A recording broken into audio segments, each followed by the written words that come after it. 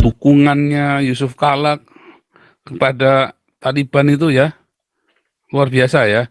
Dukungannya PKS ya kepada Taliban. Padahal kan kita sudah ada undang-undangnya kan, nggak boleh terlibat dengan kegiatan teroris. Tapi malah ini mengeluh-elukan. Ada apa? Ya kan?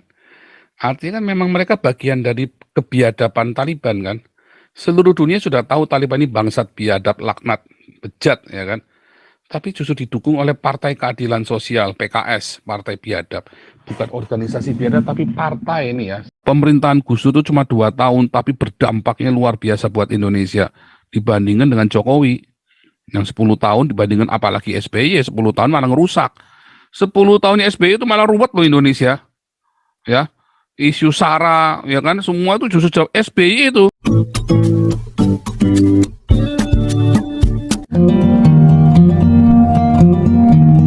Ini kita kasih Pak Susu Kuda dulu ini. Silakan Pak Susu. Jangan lupa subscribe Susu Kuda. Luar biasa. Papau. Shalom, Rahayu. Waduh, kembali lagi nih di channel panas Nabi ke-26. Joseph Pauljang. Buka. Cus, kubrak. Ulala bebe. Waduh, sebelumnya saya jadi ingat dulu waktu pertama kali awal-awal saya suka masuk ke channel ini ya. Itu Pak Paul dulu pertamanya gini loh. Saya, Joseph Pauljang, apologet Kristen, pertamanya gitu, itu level 1 ya, terus belakangan berevolusi jadi, saya Nabi ke-26, mantap, gubrak-gubraknya makin kencang nih, ya.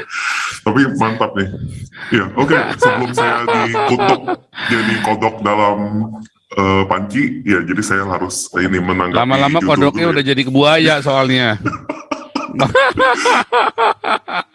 Iya, jadi gini Pak, ini sebelumnya saya mau pastiin dulu nih.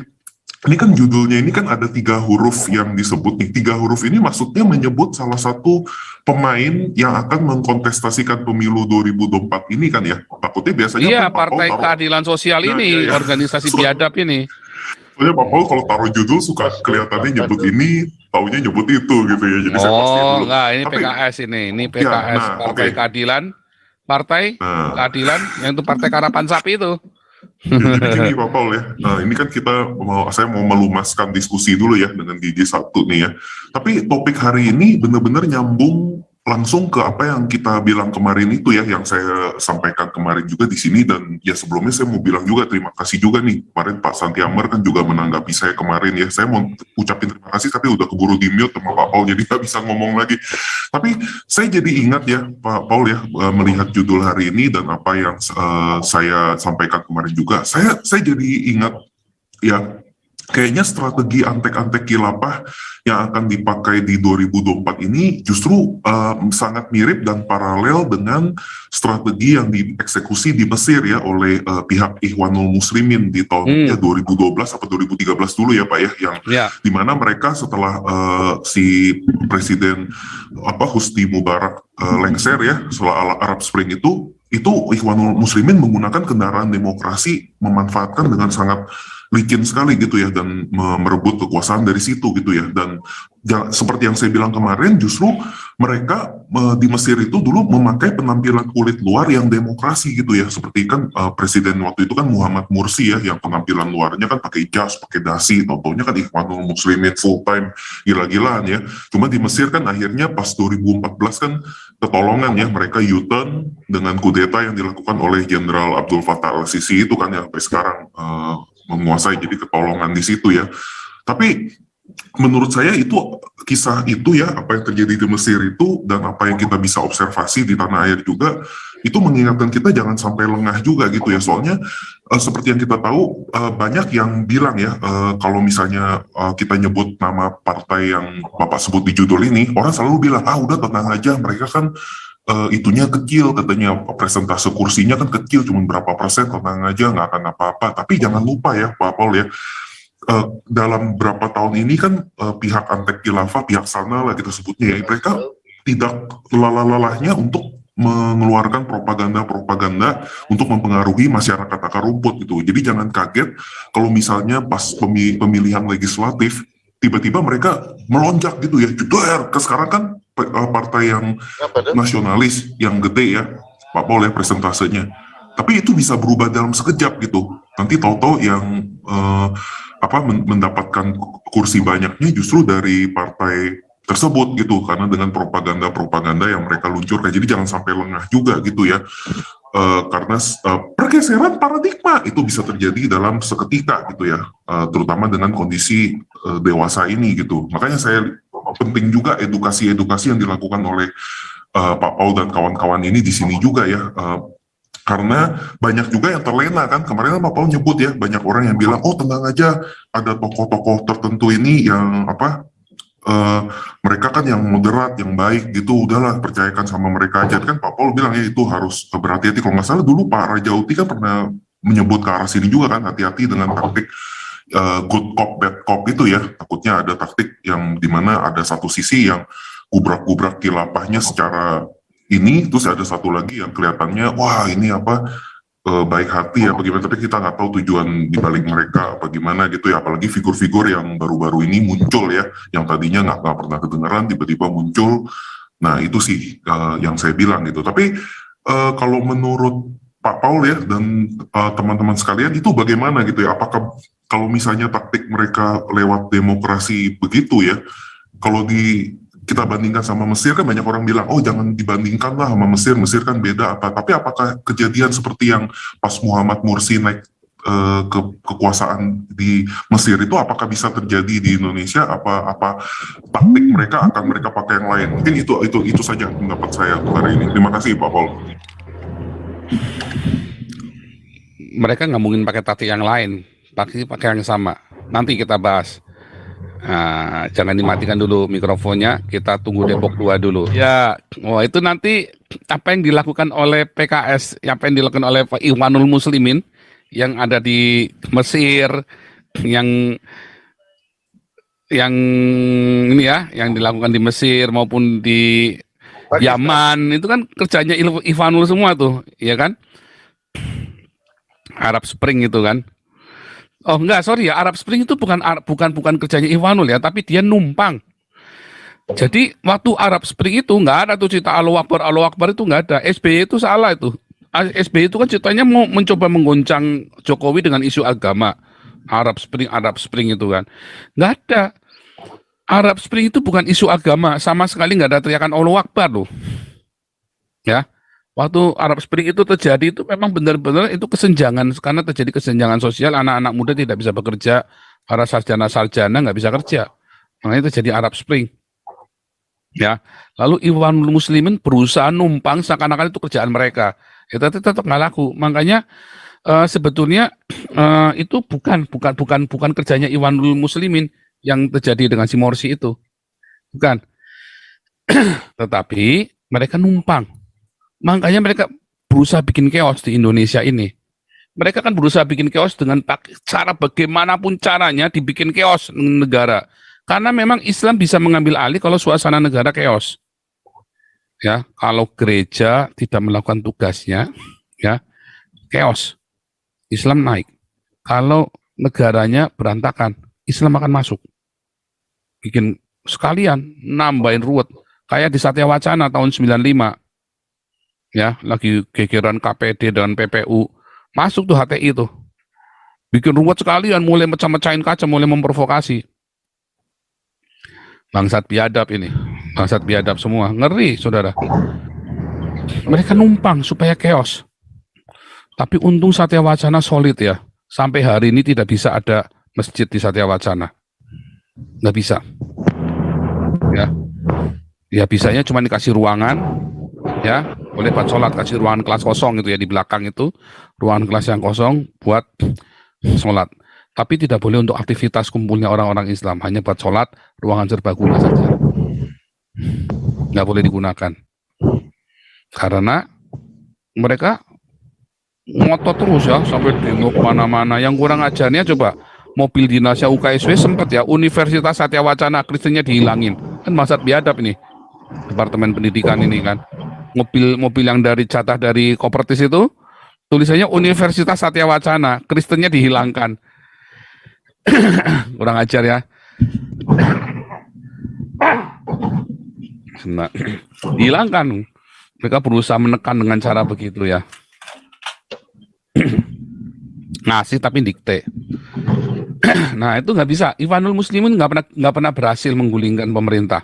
Jadi itu menurut saya salah. Bukan Morsi bukan karena Ikhwanul Muslimin, tetapi karena Arab Spring itu murni dari bawah. Karena saya pernah bahas Arab Spring kalau nggak salah dulu ya. Kayaknya dulu sekali ya saya pernah bahas Arab Spring itu. Di buku saya Khilafah Terakhir, nah nanti ini aja pesan sama saudara Owen itu Khilafah Terakhir. Saya juga membahas Arab Spring, ya alasan-alasan mengapa Arab Spring itu bisa terjadi. Nah itu bukan karena alasan agama sama sekali dan Ikhwanul Muslimin berusaha numpang di situ, berusaha numpang. Nah SBY ini gitu sama, dia mau bikin chaos tuh, gunakan PKS, bikin chaos, oke supaya chaos. Tapi kita kan enak Bu, terus Ya kan? terus. Pokoknya ini biadab sekali ini ya, pokoknya si grupnya orang-orang Islam ini. Tetapi untungnya nggak bisa ya, makanya sekarang Mesir relatif lebih terbuka. Makanya kemarin ada yang penistaan agama Kristen di penjara ya di Mesir ya. Orang yang menista gereja itu ya, siapa itu yang menista gereja itu di penjara loh di Mesir loh. Marah kan orang Kristennya kan, penjara orangnya ini. Sekarang bisa di Mesir, dulu mah nggak bisa.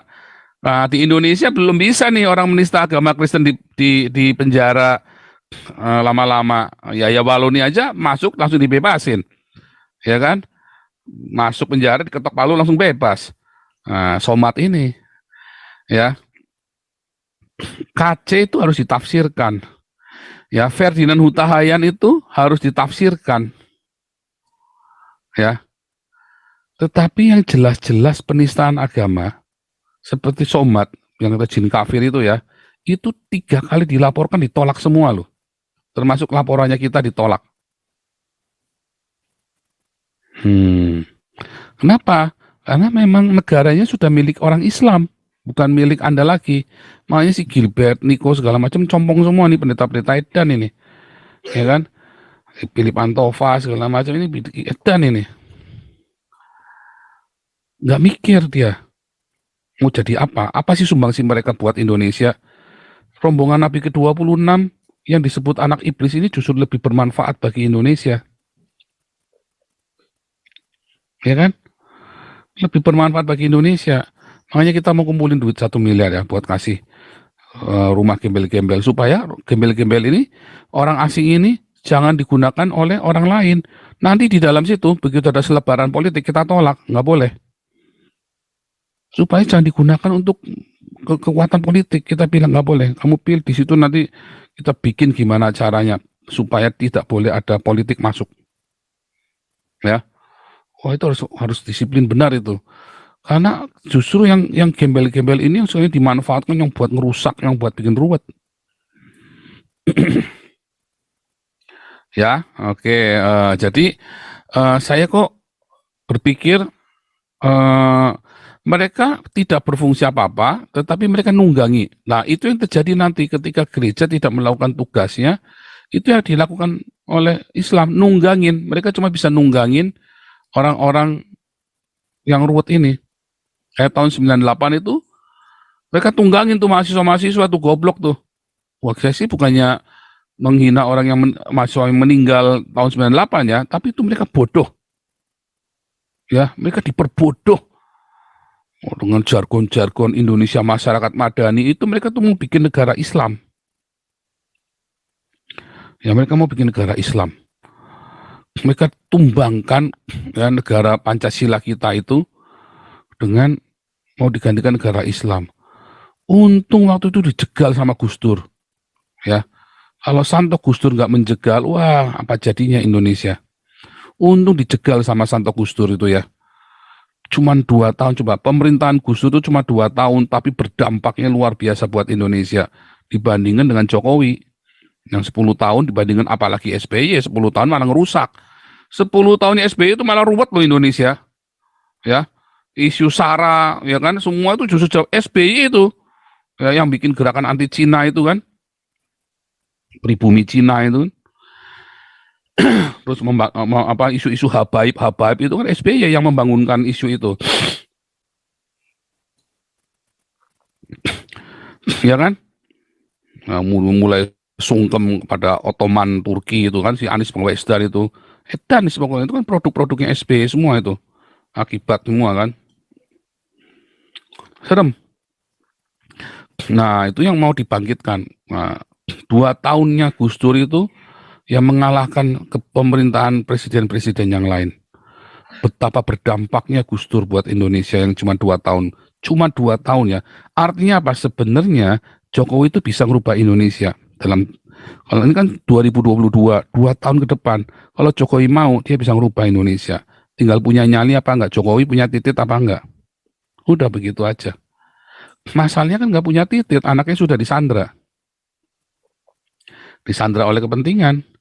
Sekarang kalau Jokowi niat 2 tahun selesai. Indonesia bisa selesai, cuma 2 tahun. Coba, Gus Dur itu cuma 2 tahun. Ngeri ya. Tapi resikonya ya dilengserkan. Nggak apa-apa. Nah itulah, para pahlawan kan memang begitu nasibnya. Para nabi kan memang begitu. Ya kan, orang-orang kudus, orang-orang suci kan begitu nasibnya. Oke. Sebentar, saya mau tunjukkan video yang ini dulu ya, video lucu-lucu. Bentar.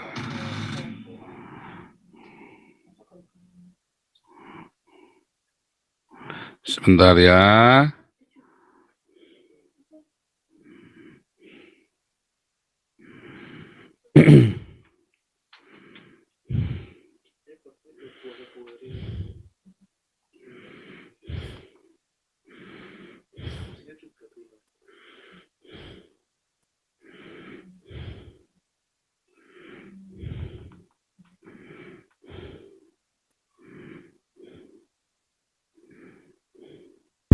Loh, Mbah Yusuf Kalla, tahu kagak Mbah Yusuf Kalla? Pasti tahu Mbah Yusuf Kalla. Loh, iya yang pelitnya minta ampun. Ya iya, kayaknya tuh jadi sudah sepertinya tuh kok jadi jubirnya, jadi kayak wartawan apa jubirnya si Taliban ya. Iya, soalnya dia itu kayaknya tahu dia strategi Taliban mengalahkan Afghanistan ya. Iya enggak? Pak JK, Pak Ucup. Iya, Pak Ucup. Nah, buat Pak JK ya. Iya. Kenapa Pak itu Afghanistan lagi kosong sekarang ya? Iya. Kenapa Bapak dan keluarga Bapak nggak diajak aja semuanya serta pengikut-pengikutnya Bapak Yusuf Kalla berangkat ke Afghanistan? Iya, jadi capres saja di sana gitu ya. Iya. Iya. Jangan Talibankan Indonesia, jangan Taliban jangan dibawa ke Indonesia ya. Iya Mbak Ucup, iya. Jangan coba-coba ya. Iya, jangan coba-coba Taliban dibawa ke NKRI ya. Iya, kagak mau ya. Daku tak sudi burung Garuda diganti onta, tak sudi diriku. Sudah dulu Mak, tak nyocote ya Mak ya. Ntar tak sambung lagi Mak.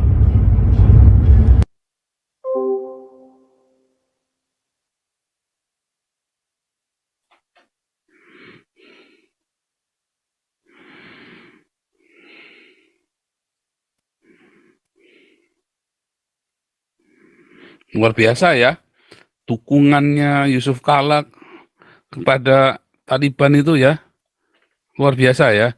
Dukungannya PKS ya kepada Taliban. Padahal kan kita sudah ada undang-undangnya kan, nggak boleh terlibat dengan kegiatan teroris. Tapi malah ini mengeluh-elukan. Ada apa? Ya kan? Artinya kan memang mereka bagian dari kebiadaban Taliban kan. Seluruh dunia sudah tahu Taliban ini bangsat, biadab, laknat, bejat ya kan. Tapi justru didukung oleh Partai Keadilan Sosial, PKS, Partai Biadab.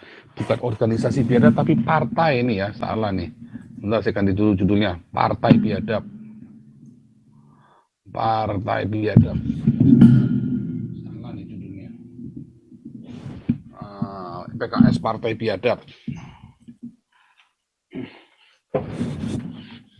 Ulangi ya.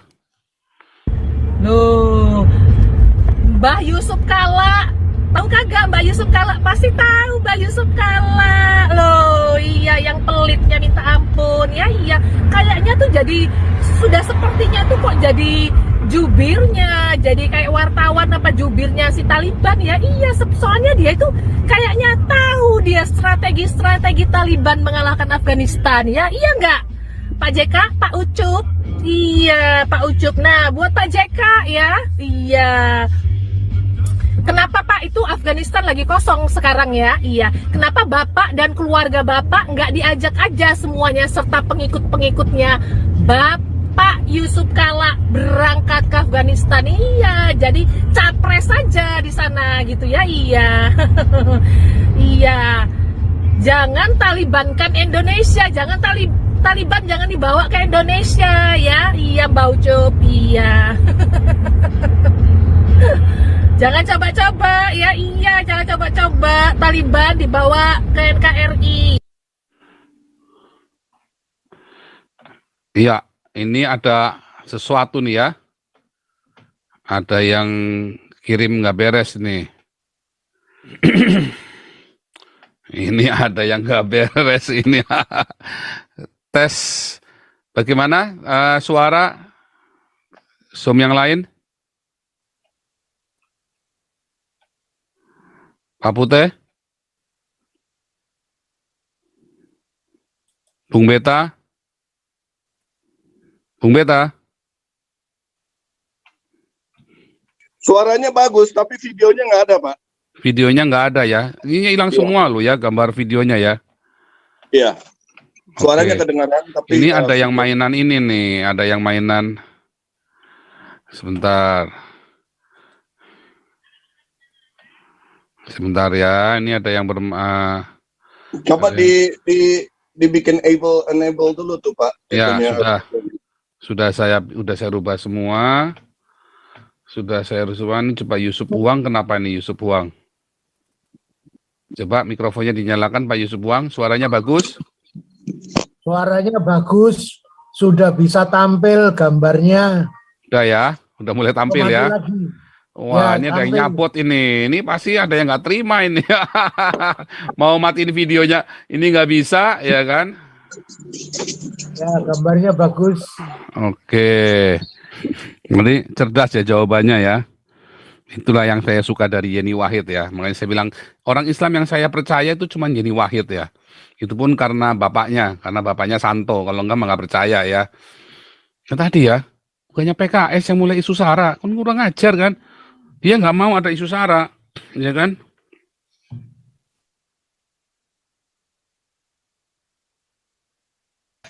Ya, Pak HW, ini Zoom-nya ada yang kelok nggak bisa masuk ini Pak HW.